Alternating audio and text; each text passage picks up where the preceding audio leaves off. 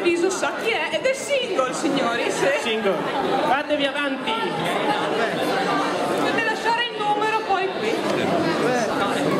Io vorrei dire due parole sul concorso di disegno. Sostanzialmente è stato difficilissimo scegliere i vincitori, perché sono tutti dei grandi artisti e tutti a modo loro hanno interpretato il disegno veramente bene. È stato votato e scelto, oltre alla capacità tecnica, soprattutto la capacità creativa e di improvvisazione, perché questi ragazzi avevano 2 ore a disposizione, ma sono stati costantemente interrotti da questi due. Sì, da lei soprattutto. Quindi è già un miracolo che siano riusciti a fare un disegno, poi bello è ancora una cosa in più. Io brevemente passerei il microfono. Rassegna vari artisti. Ai vari artisti, chiedendogli se vogliono dire qualcosa. Benissimo.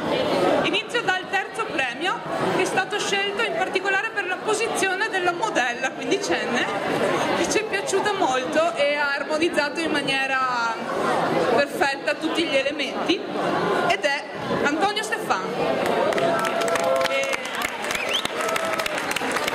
La borsetta del Danubio. Se non ti piace il colore puoi cambiare.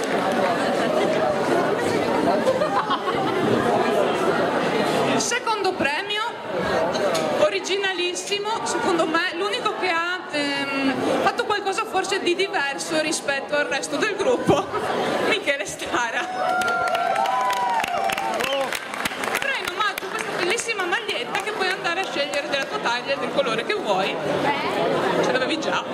Quella nuova? Quella del... ce l'hai già, vabbè, poi vediamo se riusciamo a cambiartela.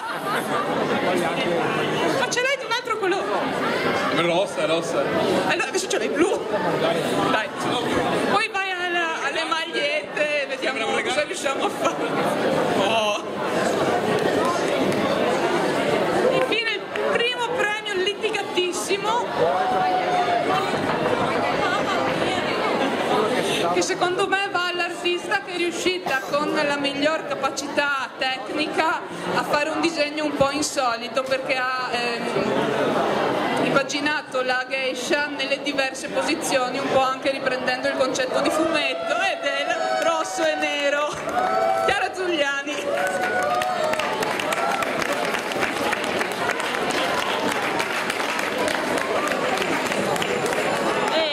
Grazie mille, me l'aspettavo sinceramente. Un pacchetto per 2 persone per un weekend in una città d'arte. Vuoi dire qualcos'altro sul tuo lavoro? No, sul mio lavoro sinceramente non ho altro da dire, perché sto facendo solo, insomma. Più che altro mi risulta difficile tenere tutto in mano in questo momento.